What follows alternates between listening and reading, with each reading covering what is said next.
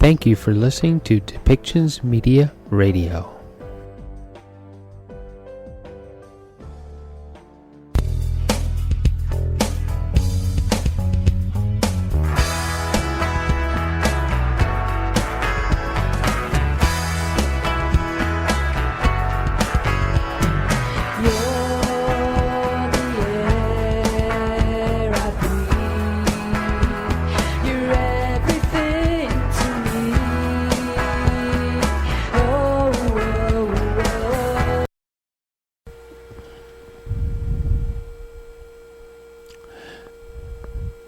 Welcome back, everyone. Today we have Melody Owen with us.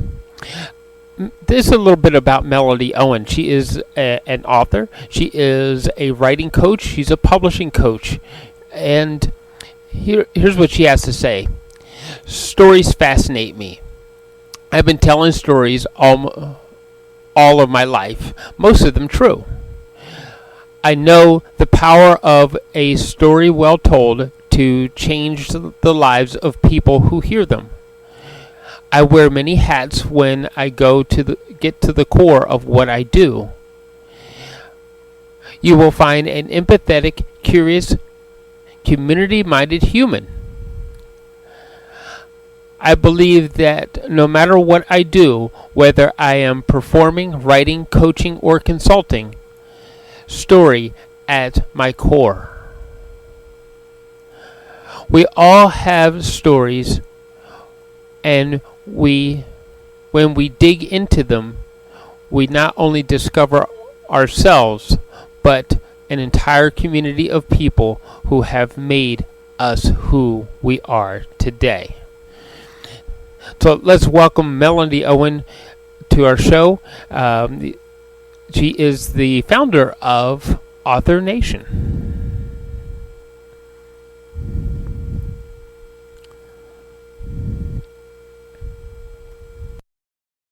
Okay. So, welcome to the show, Melody. And I've known you for a long time, and geez, we fell apart for a couple years. Damn that pandemic. But you even took one of my video courses. I found your old footage.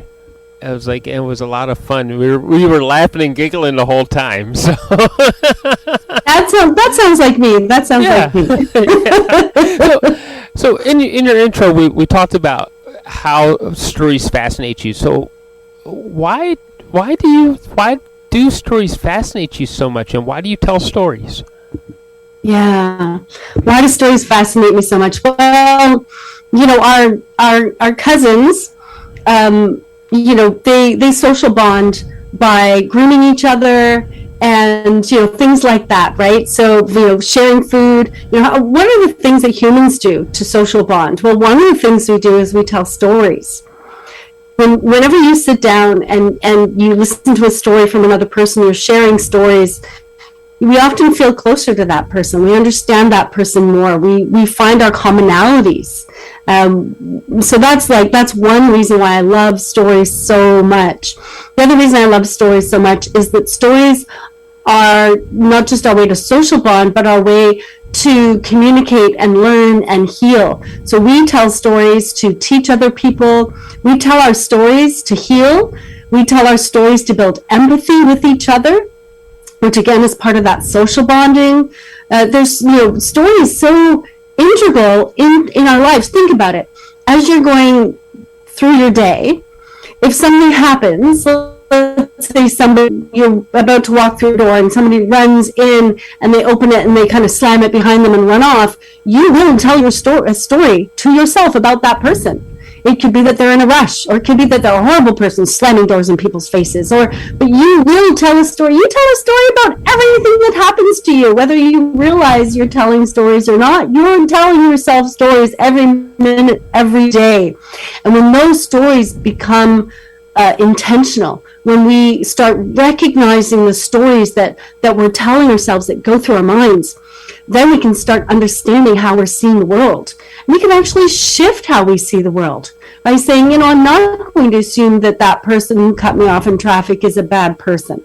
I'm going to assume that he's trying to get concert tickets for his grandma, and it's really important because her birthday's coming up, and she wants to see, I don't know, some artist, Pink, and I've got to get those tickets. I'm going to make up a different story about him. I'm going to see the world in a different way, and because we don't really know the truth, right? And so that story creates our world for us. Does that make sense? Actually, it does make sense because, well, especially since we have stories in common, right? Because if I'm not telling stories, I don't make much money. Yeah. Right? In that respect, the story becomes content. The content gets released over the airways and it entertains people. Yes. Yes. So when you make your videos, you're making stories. Right. So I just love hearing why stories fascinate you, because it again tells a story. What was the first story that you ever did you remember actually physically telling telling the story on purpose? Not just somebody asking you a bunch of questions, but you actually went out of your way to tell the story. What was the first one you remember? Wow, such a great question. The first story I remember telling someone, I was probably a child, and I was probably trying to get out of trouble. Yeah, right. I was probably, I'd probably broken a dish or something, and so before my mother even asked, I probably went and told her a story about how the cat knocked the dish off the table. It's probably, so I don't remember what it was, but it was probably something like that. Let me get in front of this before I get in trouble, right? Yeah. I think as children we've all done that, and as parents we're like, yeah, but you know what? That was such a good story. I think I'll just let it slide this time. Yeah, exactly. So, but you've made storytelling into a business, because I remember the video class I was actually trying to teach people to tell a good story in front of the camera so that it would attract people into their business. And when I looked at the footage, it was like, it's like, while you're listening to this, look at the profile picture that I posted of Melanie. While the scarf does swallow her up, but the one thing that actually stands out is her smile.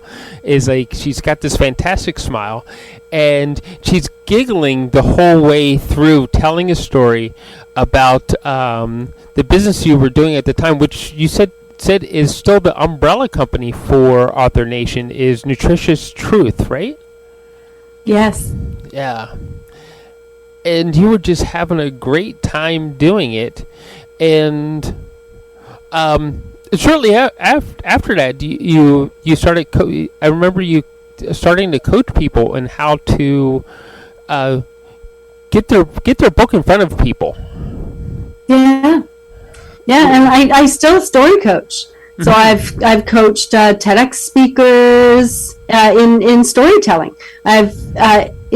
I've taught entrepreneurs who want to, go on video and start doing regular, Instagram reels or giving TED Talks or, doing their workshops. I've taught a lot of people oral storytelling as well, but I also help people write books. And story is a really important part of a book. I do nonfiction books. So when I'm talking about story, I'm not talking about fiction stories. I'm talking about nonfiction books, facts and information, and integrating story in that, so that the readers love reading it. They're not bored. They're flipping those pages. They're referring out. They're understanding the material better. They're understanding how to integrate the material into their own lives, because it happens through story in the book, right? So that's something I'm also I also still. To, how important is it to be entertaining while you're telling your story, even if it's in a nonfiction format or a forum? It's still important to be entertaining, right?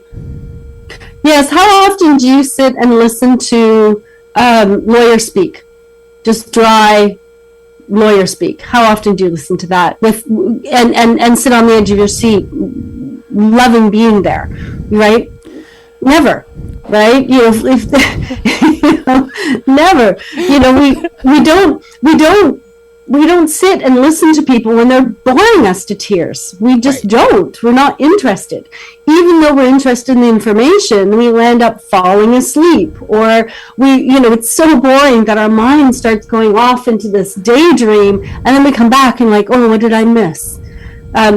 So when you are telling stories and you're engaging people, their minds aren't wandering. They're not getting tired and drifting off, right? It's really, really important that we keep people engaged as we're trying to teach them, as we're trying to give them new information, as we're trying to give them new skills or life skills, for example. It's really important that we keep them engaged. Stories do that. Yeah. Yeah, when you went down the path of the lawyer, it's like I already had started to yawn. It's like, and then I could think of some of my my old physics professors and things like that, where it's like it just got like so like okay, but some of the teachers that I remember, they actually, or it may have been dry material, but they told stories while they were doing it, and you remembered more of it. Yeah. Or they let you create their own, right? So if you think about it, physics is fascinating. Physics is how the world works, right? And so if you're teaching physics, you can get them involved in experiments. You can get them to create their own stories. There's so many cool things you can do in physics. Why stand in front of a classroom and drone on? Yeah, if you don't have to, right? There's some points where it's like, yeah, you got to drone on, but if you don't have to, why, right? So walk us through a little bit of the process about how you help coach people so that their book actually lands in front of people and actually informs them, not just lands in front of them and becomes this bookshelf marker. Yeah, it's not just a book on the bookshelf. Well, I think one of the first things we do, and it's so important, is we determine outcomes. You really, really want to know what your outcomes are before you start writing a book. Look, if you're going to spend however much time writing 40,000, 50,000 words and publishing it, you want to know the desired outcomes. And then we look at who your ideal reader is. Because one of the big mistakes that I find authors make is they want to talk to everyone. Oh, this is a mass book. Everyone should read this book.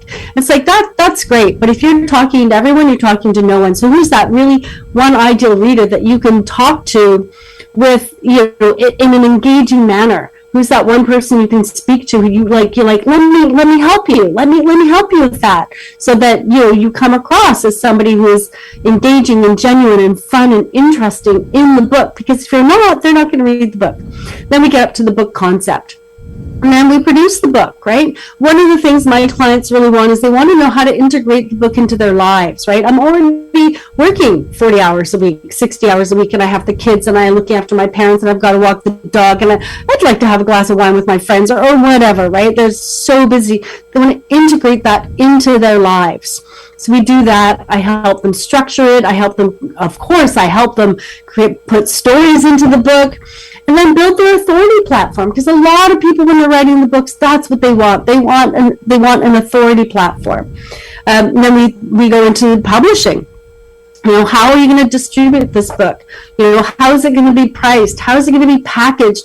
Packaging is so important. People think what's on the inside is important. It is. It's so important. But if you don't have a package that people are interested in, if you look like every other book on the shelf, people are going to pass you by. How is your book going to stand out in your genre, right?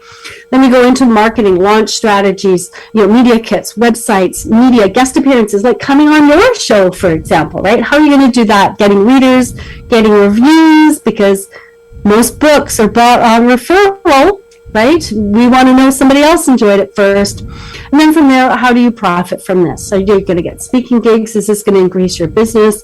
And finally, your living legacy. That's what this book is. Let's make it so it's this incredible book that you will feel really proud to see go out into the world as a living legacy. Right. So there's lots to it. That was like me going, whew, sorry, that was really cool. Oh, yeah. Well, I got some questions around that, though. Yeah. How do you... because we also, when I actually go out on in public and I do public speaking, I tell people that they have to find the right audience for their product, right?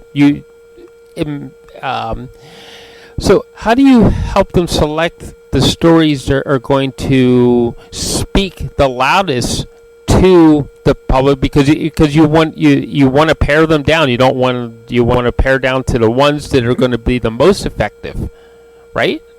Yeah. Absolutely. And so when you think about your book has an idea, like this is the idea I'm getting across to the world. And each chapter has a mini idea that leads to that big idea. And each section has a smaller idea that leads to the chapter idea that leads to the big idea of the book, right? And so if you're looking for a story, it's like, well, what is this chapter about?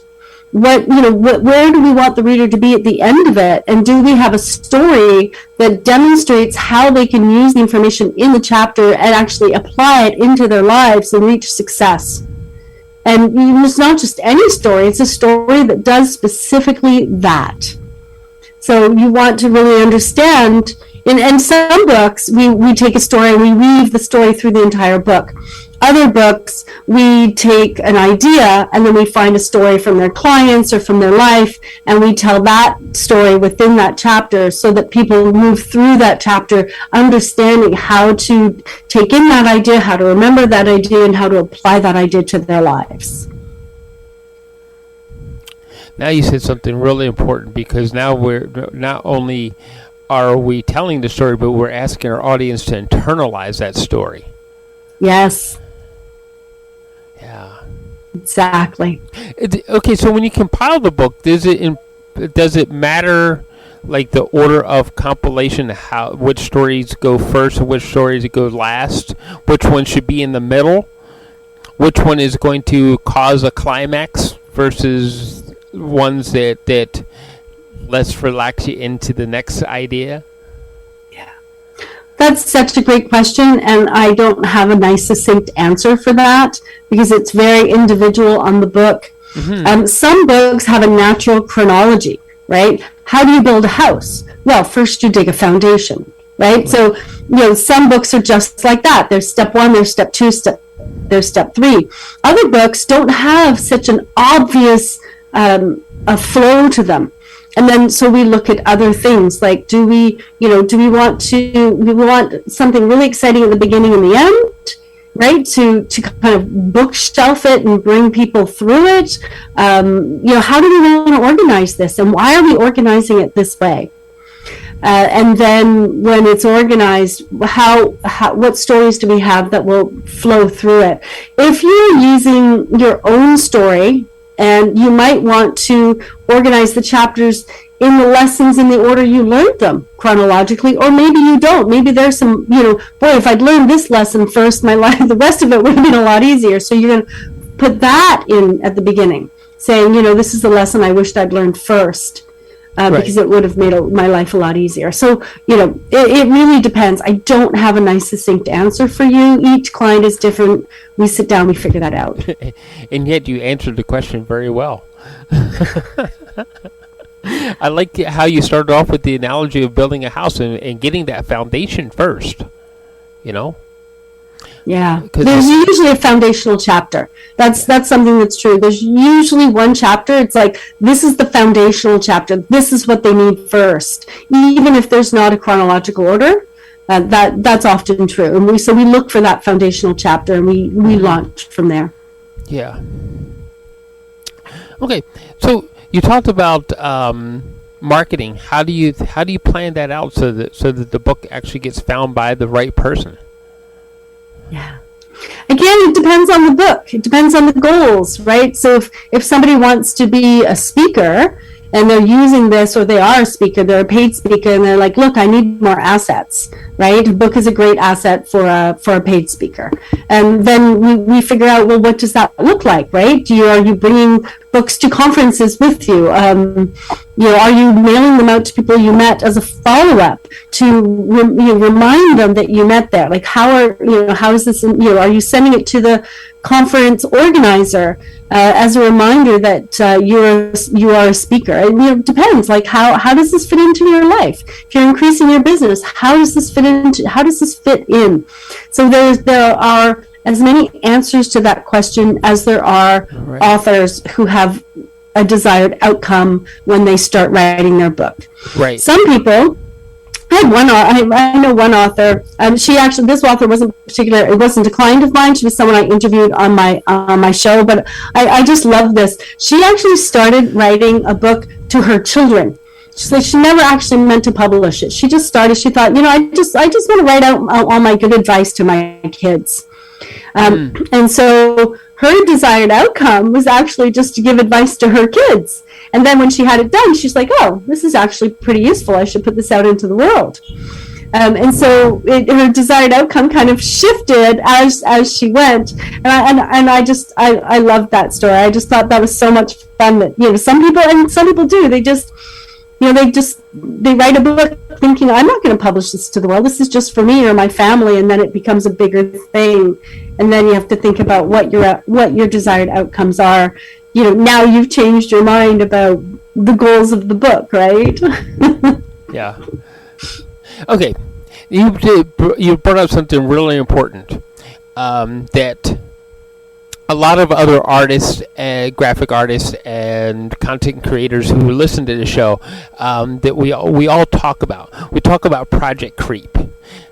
It's okay for people for maybe some things to shift and change as we move along, but how do we keep that in control so that the project doesn't spin off? It doesn't spin off, but spin out of control. Yes.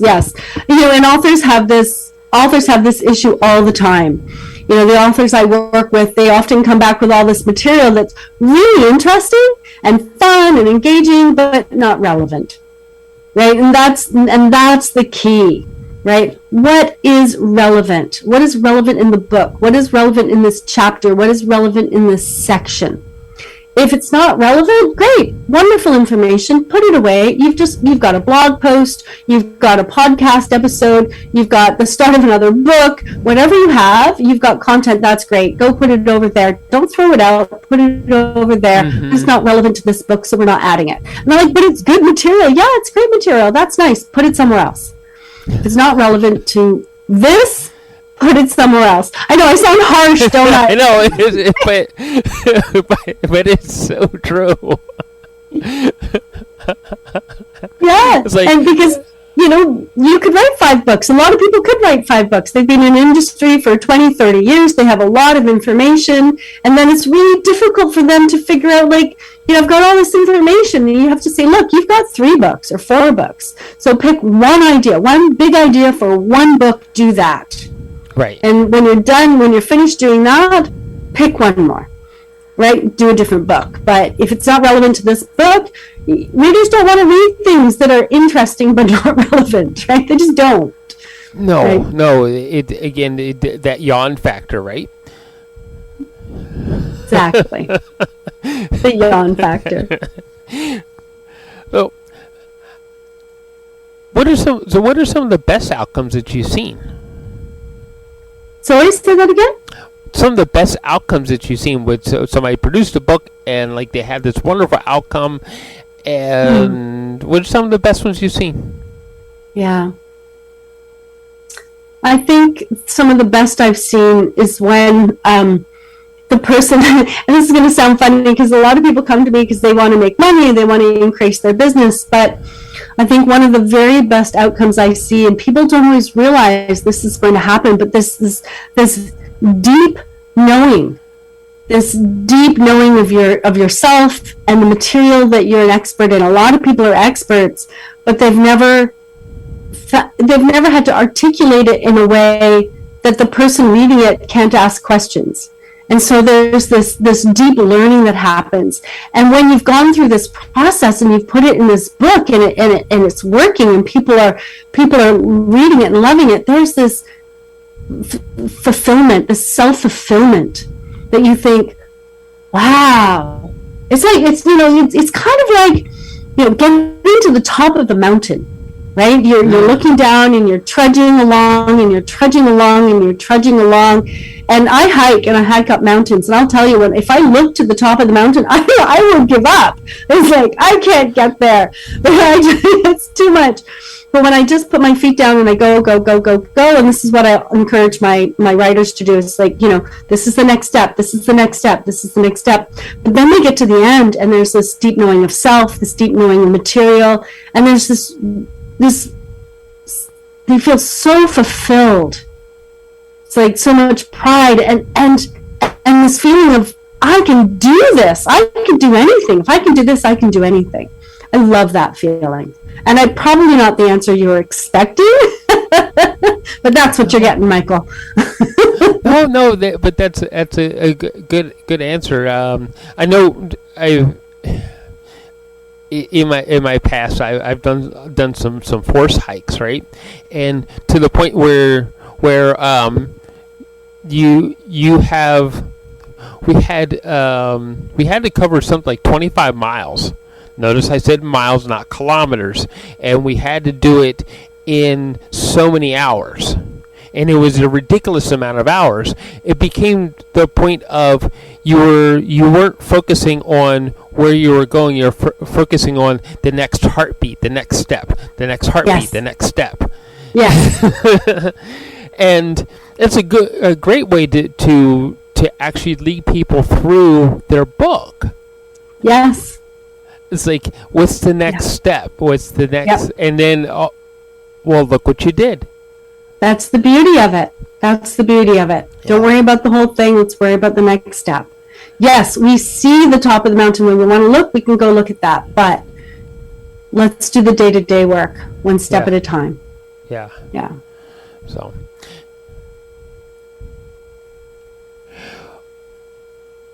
The next question is going to seem a little off the wall and everything, but people need to know what's inside your heart. It's like, I don't believe in the know, like, and trust factor. I believe in the love and trust factor. No one's going to really want to work with you if they don't know what's inside of Melanie. And I just said your name wrong, didn't I? Anyway, if you had a chance with a story to create the perfect world, what would the story be, and what would the outcome be? So I'm telling a story. You're telling a story to the entire almost 8 billion people on our planet, and that story is going to have an outcome to create that world that you want to see.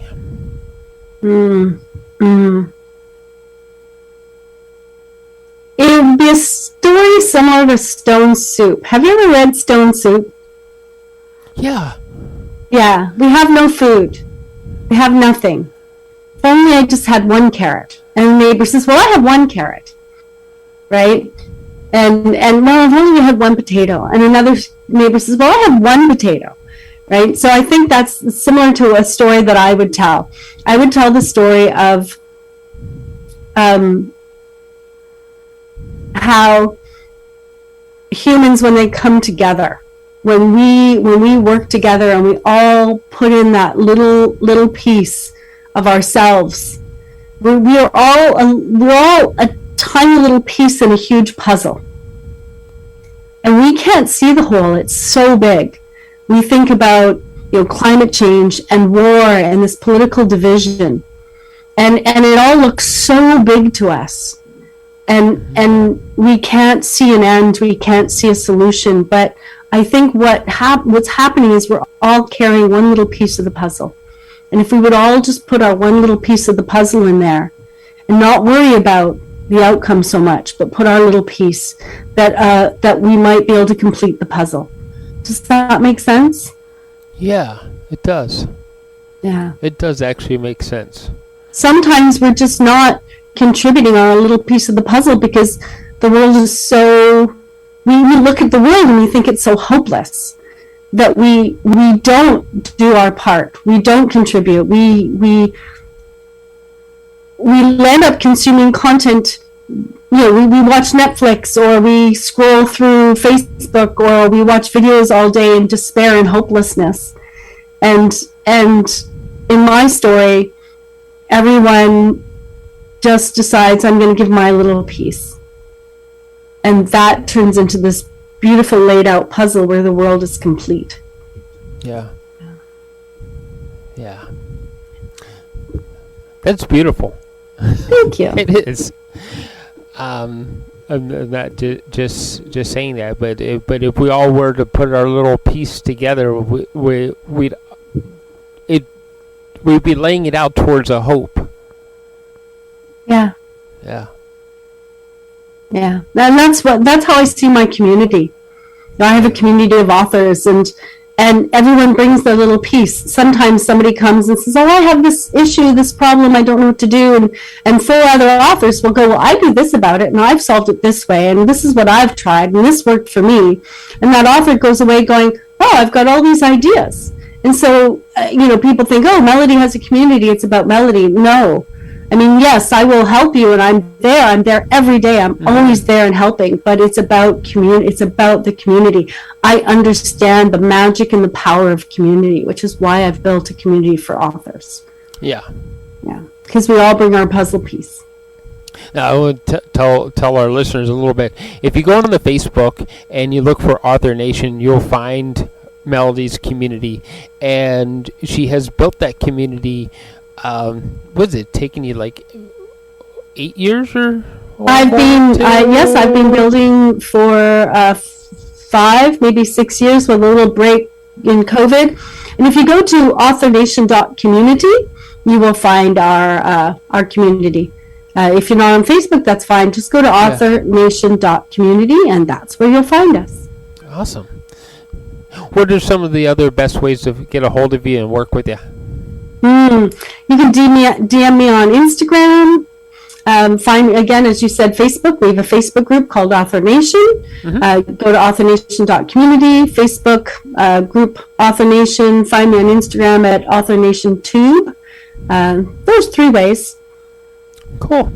Yeah, awesome. Reach out. I mean, if you have any questions, just reach out. I love chatting with authors or people who are thinking about being authors and they're a little bit afraid. I did a reel on Instagram today about fear because somebody said, "What do I do when I'm scared to write my book?" And I said, "Yeah, you lean into the fear and you write the book. That's what you do." Because look, if this is what I said on Instagram on my reel today. I said, look, there's different kinds of fear, right? If you're afraid because there's a guy coming at you with a machete, my advice is to run, okay? Because that fear is telling you to run away. But if you've been in industry for 10, 20 years and you're ready to write your book and it's scary, it's because it's important to you. Lean into that fear. That's the fear you lean into. And you say, wow, this is important to me. I better get writing. I'm going to write through the fear, and I'm going to find the community to support me while I write through my fear. Awesome. Does that make sense? Yeah. Yeah. Good. Yeah. So run from men with machetes, but keep writing your book. Don't worry, Melody. I'll protect the guy. Protect you from the guy with the machete. Don't worry. You don't have to be afraid. Anyway, thank you so much for coming on the show. Thank you. Thank you for creating Author Nation, and I'd love to have you come back again with more stories about your successes and your community success. Thank you. Thank you very much, Michael. Michael, thank you so much for having me on the show today. I've had a lot of fun, and I hope I've given value to your listeners, and I hope they are thinking about writing a book now or ready to dive back into the book that they've abandoned. Yeah, I do advise people to go ahead and write the book, just because, hey, I haven't written a book, but that's not true. I photographed my way through the book. I have published quite a number of calendars. Nice. So that's my way of building my book, right? Brilliant. Yeah. There's usually a story behind each photograph of how I actually got it. So, yeah. Anyway, thank you so much. Thank you everybody for listening today, and check out Author Nation. Author Nation does Google by itself very well as go to check out melodyowen.com and work with Melody, laugh with her, cry with her, and be successful with her.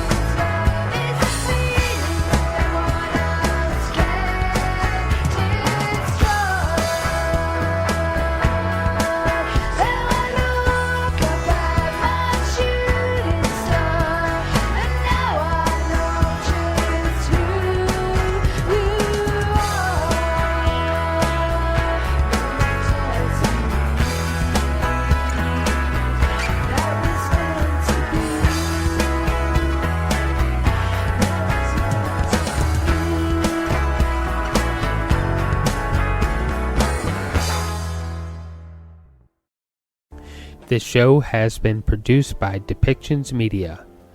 Please contact us at depictions.media for more information.